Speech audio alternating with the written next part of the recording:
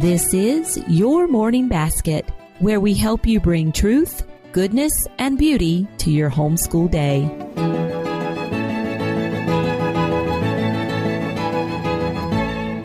Hi, everyone. My name is Pam Barnhill, and I would like to welcome you to episode 22 of the Your Morning Basket podcast. Now, studying the works of great artists is one of the enduring ways that we can bring beauty into our homeschools during morning time and also into the lives of our students. It's also one of those things that many moms find just a little bit intimidating. Well, never fear. We have a great guest today who is going to walk us through the Charlotte Mason practice of picture study and how we could bring picture study and also picture talks, which was something new I learned about today, into our morning time and study those things with our children. Our guest is Emily Kiser, and she is a mom, a student of Charlotte Mason, and also a studio art major. She also is the author behind the Simply Charlotte Mason picture study portfolios, which is kind of a great all-in-one package for doing picture study in your homeschool.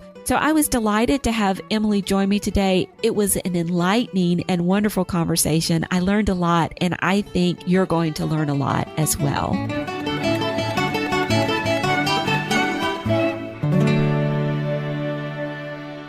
Emily Kiser is a mother of two with a love for vintage books, beautiful art, and Charlotte Mason style homeschooling. Emily and her mother are the co-founders of the Living Books Library, a private lending library with more than 17,000 books, a great many of them lovely out-of-print works for children. She is also one of the hosts of A Delectable Education, a podcast dedicated to discussing the philosophy and methods of Charlotte Mason education.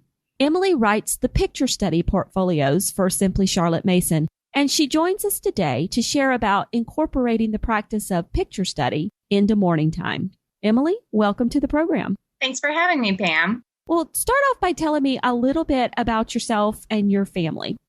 I have been married to my husband for just over 3 years, and we're organic produce farmers in the rural mountains of Southwest Virginia, and we have 2 young boys who keep us very busy.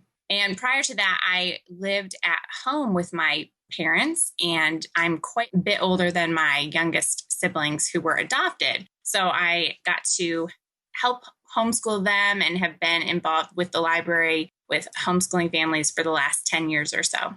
And were you homeschool yourself?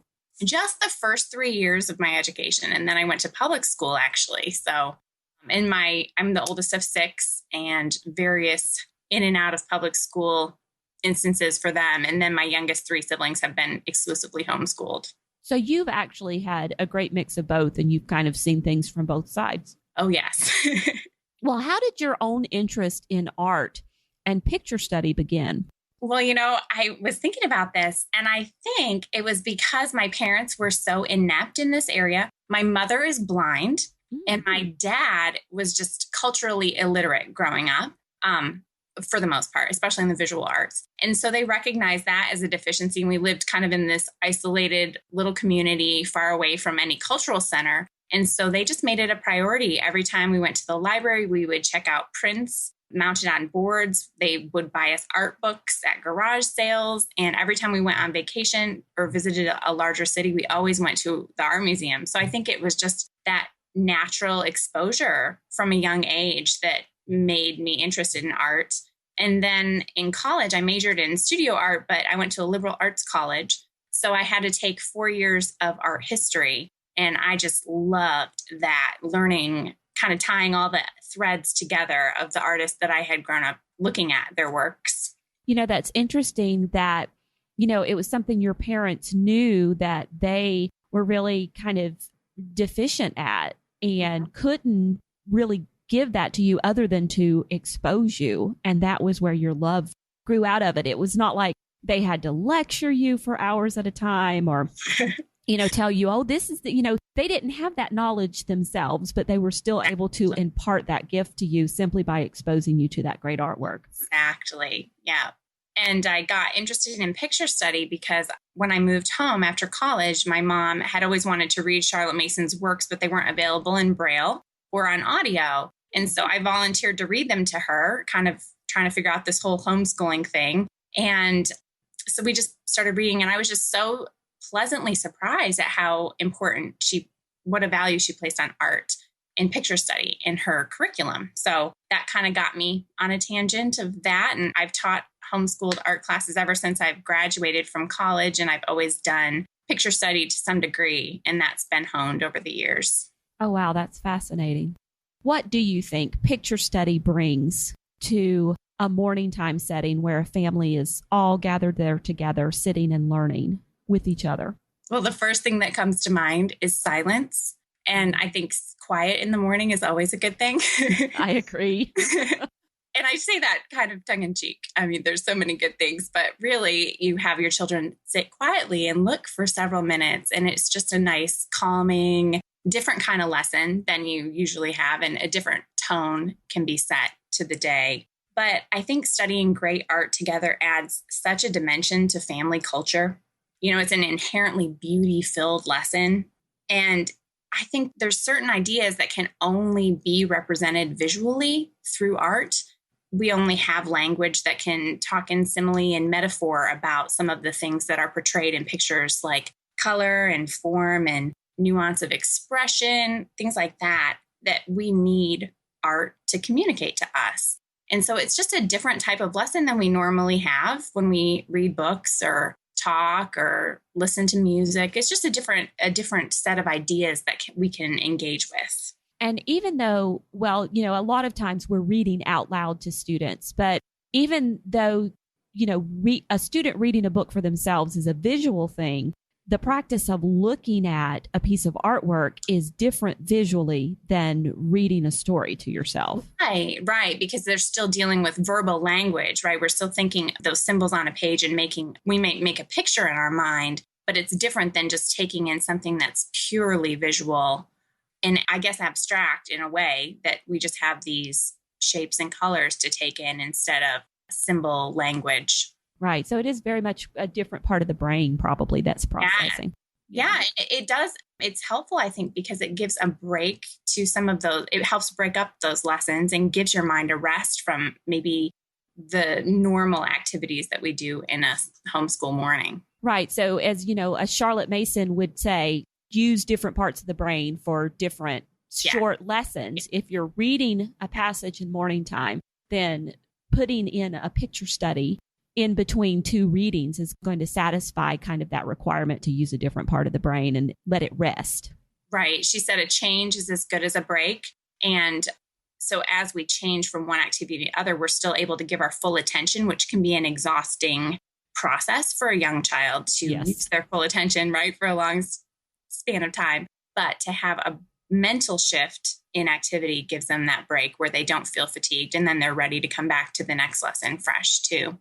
Okay, well, that is awesome. But let's talk some more about some of the benefits of actually some of the direct benefits. I guess that would be an indirect benefit. So let's focus on some of the direct benefits of doing art study. So what is some of your favorite works of art to look at with children?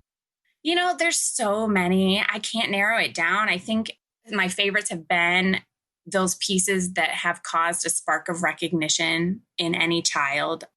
I live in a rural area, and so I often like to start with Millet, who painted peasants working in the fields, because there's a similarity. People who live around where I do are familiar with haying and farming and bringing in the harvest, but it's different because we have machinery to do those things, and they are using their hands and hand tools. So having some similar connection, but also it's interesting to them because it's a different application of what they're used to. It gives them questions, and they can engage in it in a different way.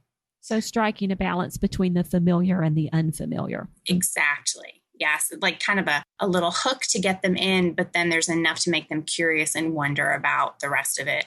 So if a family lived, say, close to the ocean, instead of seeking out works of farming or something like that, they might actually consider starting with paintings of ships on the water or something. Sure, like Turner would be great. I also love artists who have stories communicated in their pictures. Like I think of Rembrandt as quintessentially a storyteller in his pieces, even his portraits or single figures seem to be communicating a story. And a lot of times those are Bible passages or historical events.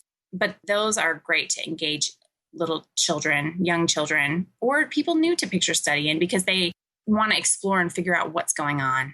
Right. Yeah, I was just thinking of that Bible story depicted in art would be great because so many children are familiar with the story that they kind of make a connection with that piece of artwork from the very beginning. Exactly.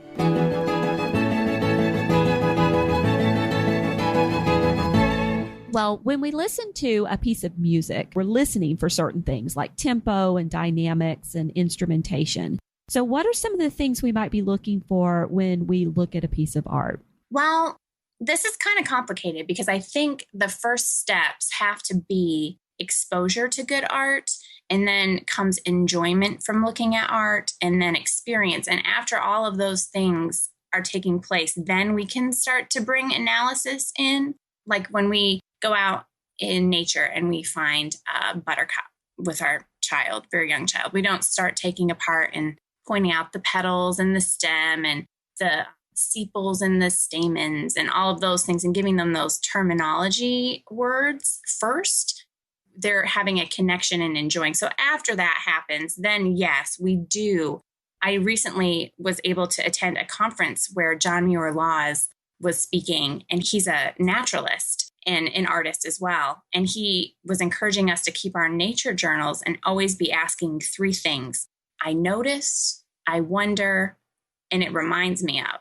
And I really like that as it connects to picture study, because I think we can use those same criteria, or look for those same three things every time we approach a picture. So that's really simple and can be done with any picture, no matter what it is of.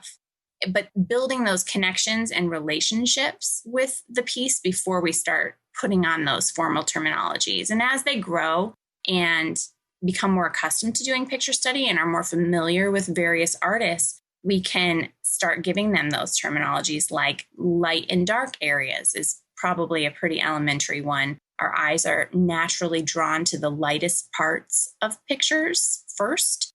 And noticing that and noticing how the artist is able to balance, that's another thing we can look at. Their composition, like if there's something that's very striking in one part of the picture, what is on the rest of the picture that makes it balance visually.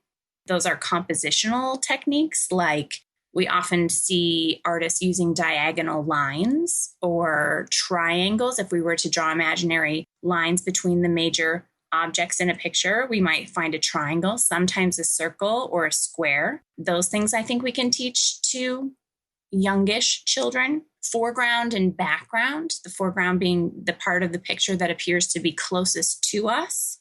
And then the background, the things that are in the distance behind the foreground figures. One good question I think that's really helpful to ask children just to start them thinking about all those kinds of things is, can you tell what time of day it is in this picture? Oh, that's interesting. And then how do you know? Sometimes it's really ambiguous, but they'll really engage with that and look deeply and think, I wonder, maybe it's because they have this kind of outfit on. It's more nighttime, or even if you can't tell from the light of the picture. But a lot of times the light and the quality of the light is different, right? In the morning or the afternoon or midday or evening. And those are all clues that our children can pick up on, even if we never really went outside and said, oh, look at how the morning light makes all these figures look this color, Right. Or the evening, how everything gets kind of rosy and warm toned as the sun begins to set. They can pick up on those things and notice it without us even teaching them. Well, I know just enough about Charlotte Mason to know that she was really for kind of a synthetic as opposed to an analytical education for young children. She wanted them to look at things kind of as a whole and experience things as a whole and embody them as a whole before they began picking them apart. So would there have been a different time in a child's education in a Charlotte Mason school aside from picture study where they might have picked apart and analyzed art? Was picture study just for that synthetic study of art? It's more like it gradually builds on itself. So for the youngest students in the lower half of elementary school, they would pretty much just be doing a picture study where they're describing what they see. You might do a picture talk occasionally, and that's more to get the child to notice things. Like you're leading them with open-ended questions to look more deeply at something maybe they hadn't noticed before. So you're kind of guiding their discovery. You don't have an end goal, or you're not trying to get a certain answer out of them, but you're trying to help them learn to look more deliberately at the piece of art. And then as the next stage, like upper elementary, they might start to maybe not even have names for those compositional terms that I was describing, but they could draw the main objects on a scrap piece of paper after they had looked at it, still from memory. So just kind of a little drawn narration of what the picture was. And then moving into the teen years, they actually started studying an art history book. And I think that's where they started getting a lot of those terminology, fitting an artist into his historical context, into the art movement that he was a part of, and how those fitted together and came out of one another. That all would be happening junior high and high school. And then they could reproduce details of the picture again from memory. But I don't know that she was ever having them really analyze and critique an art piece. I think that would, it was more based on enjoyment, and appreciation and reverence for the skill of the artist than trying to break that down and figure out why that piece was made the way it was, if that makes sense. Yeah, it does. And so just like Sonia Schaefer taught me that there were different kinds of narration, and that a student's skill and types of narration changed as they got older, what you're telling me is that there really are different kinds of picture study. And the same picture study you do with a 6-year-old is not necessarily going to be the same kind that you do with a 14-year-old. Or it could be the same. You could have children of multiple ages looking at the same picture, but what they produce is going to look different, right? Based on their maturity level and engagement with the piece, based on how long they've been doing it. Well, let's kind of break this down and walk them through what a picture study might look like. And so let's start by talking about kind of the artist itself, because Charlotte Mason didn't advocate jumping willy-nilly from artist to artist every week, did she? Right. She thought we should study at least 6 pictures by the same artist. And I will tell you, I have done picture study with all kinds of children, and most recently was able to participate in an after-school program in the inner city school in the city closest to me, this very poor school. And I went in and did picture study with the kindergarten and first graders. And just using a few pictures week after week, they really do get a sense of the style of the artist without you having to lecture them on that they visually pick up on. When you have several pieces in a row by the same artist, they learn to recognize that, much as we would recognize similarities in a family, and can see, oh, you look like your mom or something like that, that each piece really does represent one artist to them. So if we jumped around and went, first we're going to do a picture by Monet, and then we're going to do a picture by Da Vinci, and then we're going to do a picture by Monet or Michelangelo, we're not going to have that breadth of their work where they really pick up on that visual identity of the artist. Right. And really kind of become familiar with that artist. Okay. So we're going to start by studying the work of a single artist for at least 6 pictures. And those 6 pictures would be spread ideally over 6 weeks. Well, it doesn't have to be quite so formulaic as that. Charlotte Mason did one artist per term, and her terms were about 12 weeks long. They had 3 of them in a year. And so they didn't do a new picture every single week in her schools. You could. My portfolios that I've put together sold through Simply Charlotte Mason have 8 pictures. So you can choose the 6 you want to study, or you could do all 8 if you wanted. But a really good idea when you begin picture study, when you've selected your artist that you're going to study for the next unit or whatever you want to call it, is to read a brief biography of the artist, because that forms a relationship for your children with the man or woman behind the pictures. And Charlotte Mason's often called relational education. So I think building that relationship with the person is important. Right. And then for the next lesson, after you've read the biography, you might pick one picture and have the children look at it, and you tell them to look at it quietly without talking.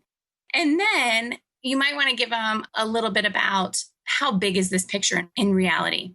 Because so many pictures that we see on a computer screen or an 8.5 by 11 piece of paper can be as large as a wall in our house. Exactly. And so if you can tell them dimensions and maybe relate that to something they might be familiar, like this is as big as the window in our dining room, or as big as this whole wall in the front of our house, just to give them an idea of the scale of the picture as they set out to look at it. And then they look at it quietly until they can make a picture of it in their mind's eye. So I always have children close their eyes. And if you can see the picture in all its detail, then you know you've looked close enough. But if you can't, open your eyes again and keep looking until you can fill in all those details. Oh, I love that, because I never know, quite how to explain to my kids, like how well they should have looked. Yes.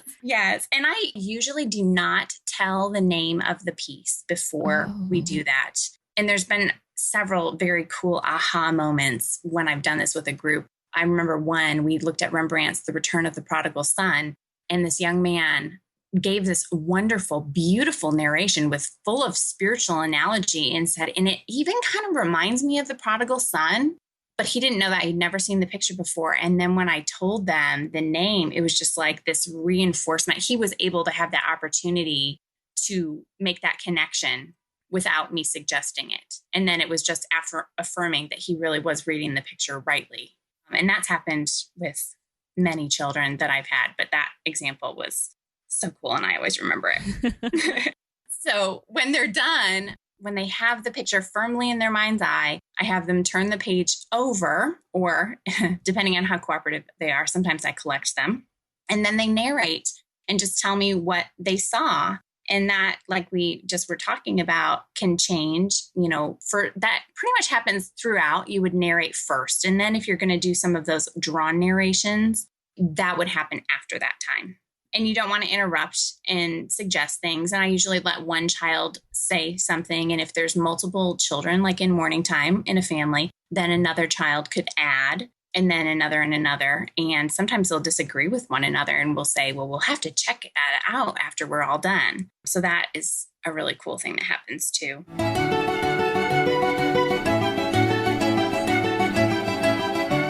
So you would let the disagreements just lie fallow until everybody was finished, and then you would turn the picture back over to kind of check. Yes, and sometimes it gets quite heated. I agree with this person.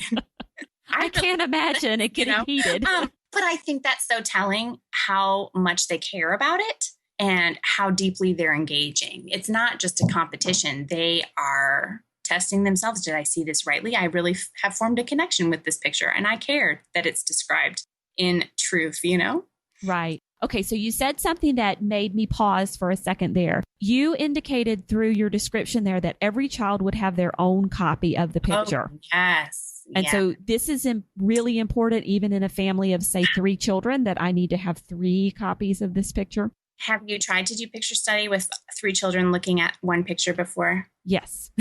How did that go? I don't know if it was me or the one picture or what. I would do this with my 2 brothers, and they had a hard time, and they both could clearly see the picture. So I think that every child should have their own, ideally. I mean, I would rather a family do picture study and only have one copy of the picture than not do picture study. But ideally, every child would have their own copy, yes. Okay, that's just... It really does go a long way in that, peaceful, tranquil, silent, looking at time. That nice morning quiet we're going for in morning time. Yes. And sometimes they get really close to see all of the detail in it. So that can be annoying if your brother is putting his face right in front of where you're trying to look. So.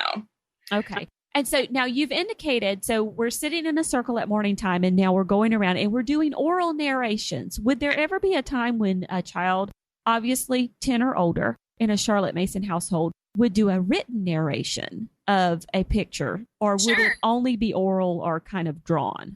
Yeah, no, I think you could do written narration from picture study. We like to switch up what a child writes for their narration. They're not always doing the same lesson. So they absolutely could do a written narration from their picture study. And at the end of the term, all children would have to do an exam on the artist. And so if they were doing written exams, they would have a written narration at the end of the term on, their describe one piece by the artist. So. Okay. So that's what an exam would be like. You would have them describe one piece. Yeah. Yep.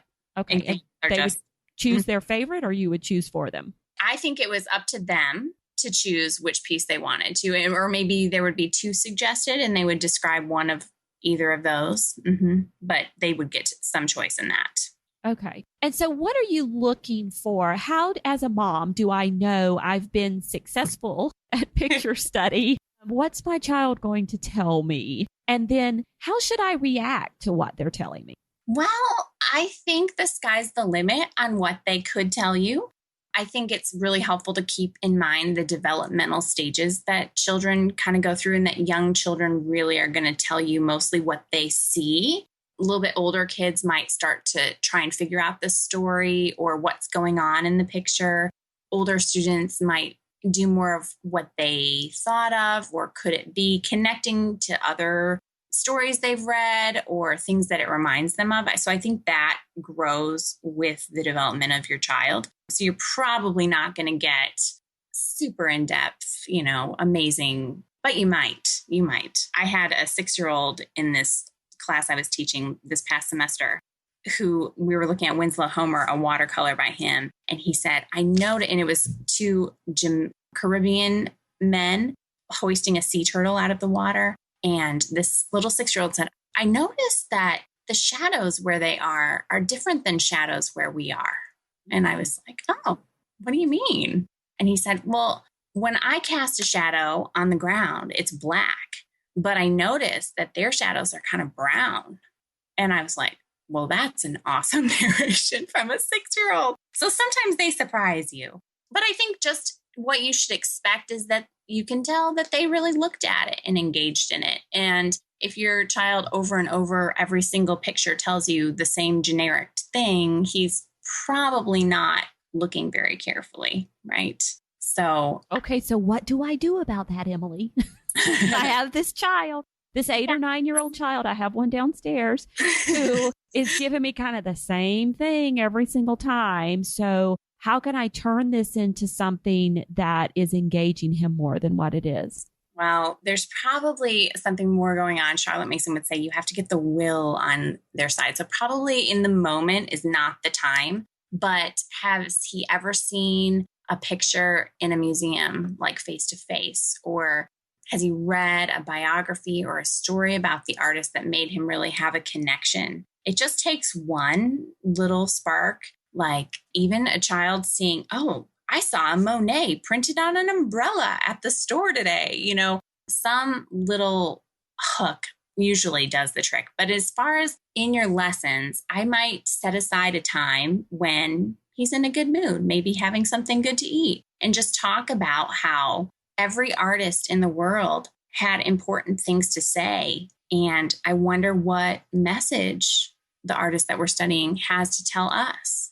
And just give him a little thought like that to chew on. And it's a sad thing for them if they don't learn the pictures deeply, right? Like they can get through life, they can survive, but they're missing out. They're not going to have that gallery hung. They're not going to have as many relationships in as many directions if they aren't engaging picture study.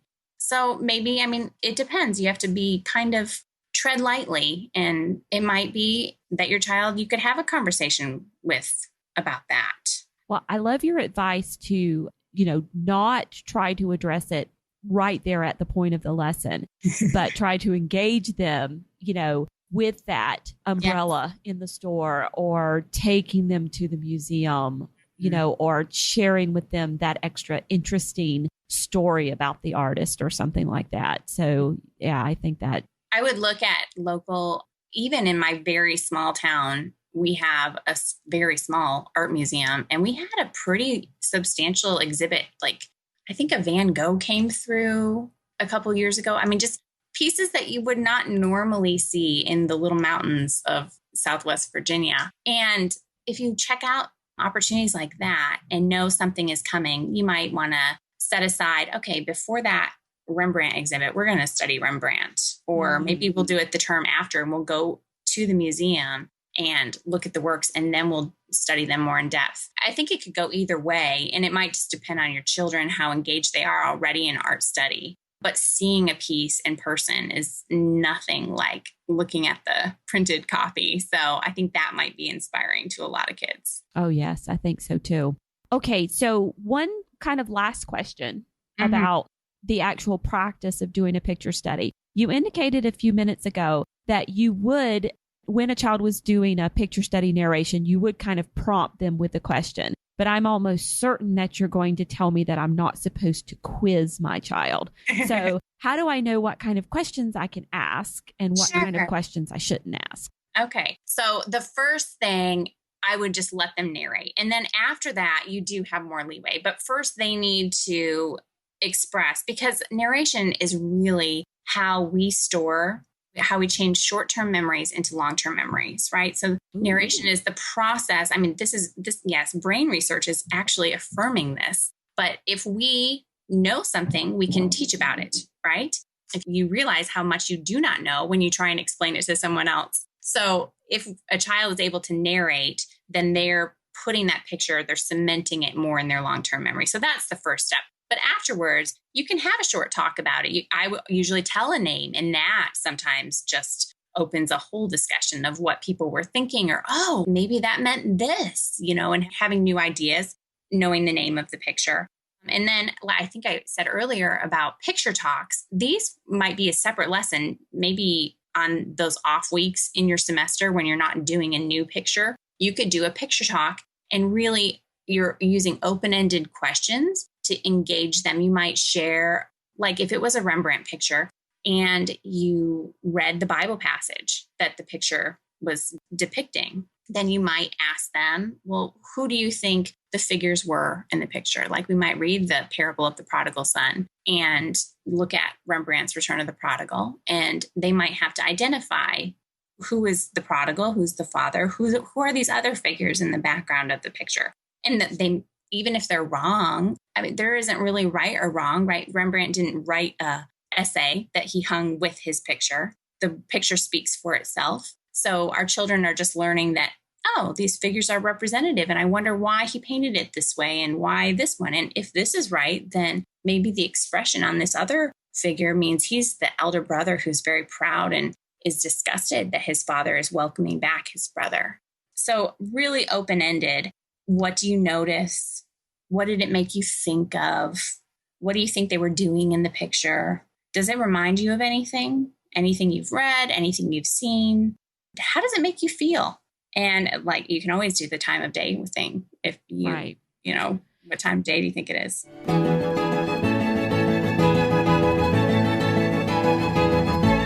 So a picture study is where the child is looking at the picture and then narrating it back to you verbally. But a picture talk is where you're showing a picture and you're starting off by asking them these open-ended questions.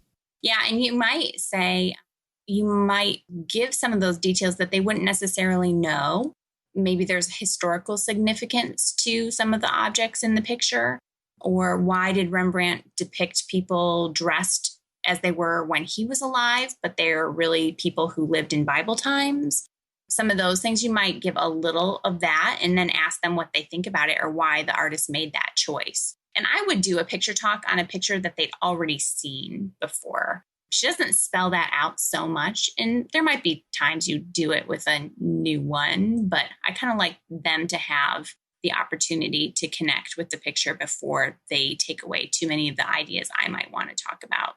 So would it be that, if I had one of your picture study portfolios and there are 8 pictures in there, yeah, I might do a picture study the first week with a picture and then 3 or 4 weeks later bring it back as a picture talk? Sure. Yep. Mm-hmm.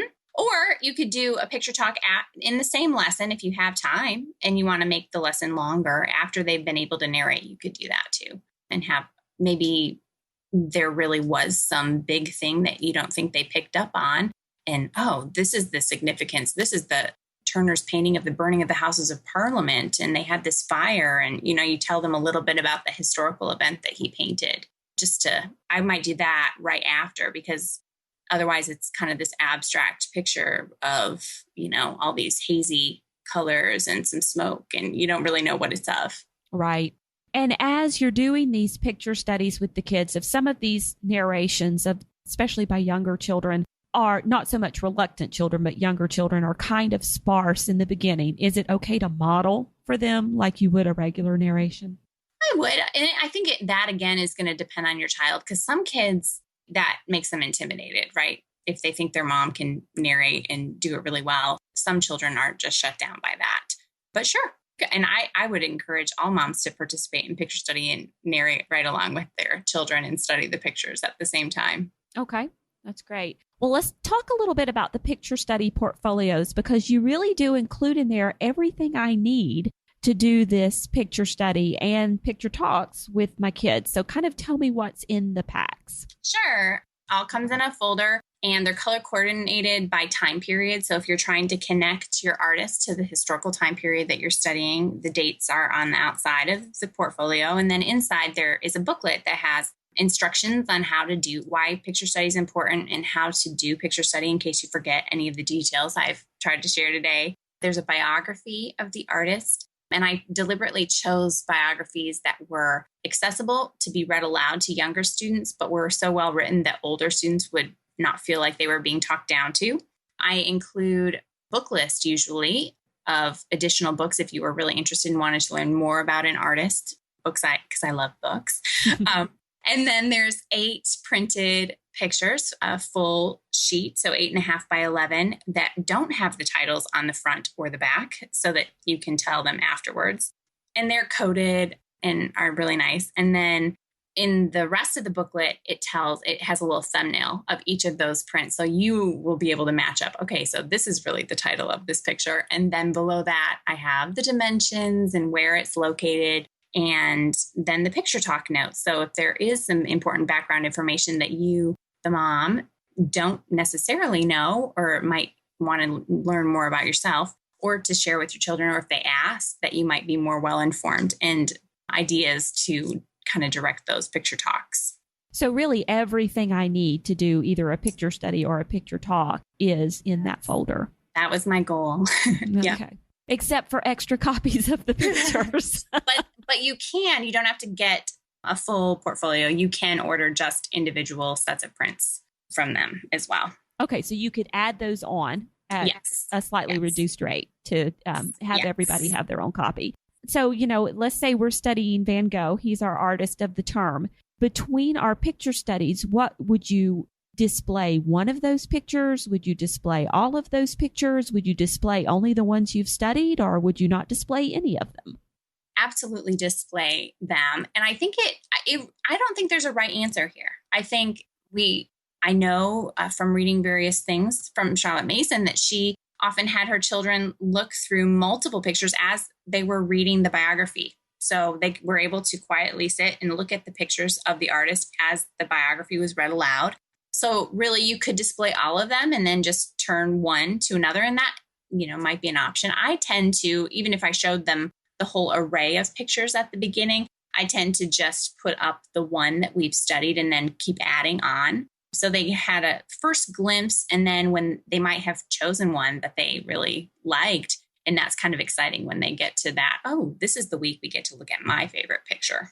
Okay, so it's not like a pop quiz, like I have to hide it until it's time. No, enjoyment, right? Enjoyment is the key. We're wanting them to appreciate art, and I don't think it should be a quiz.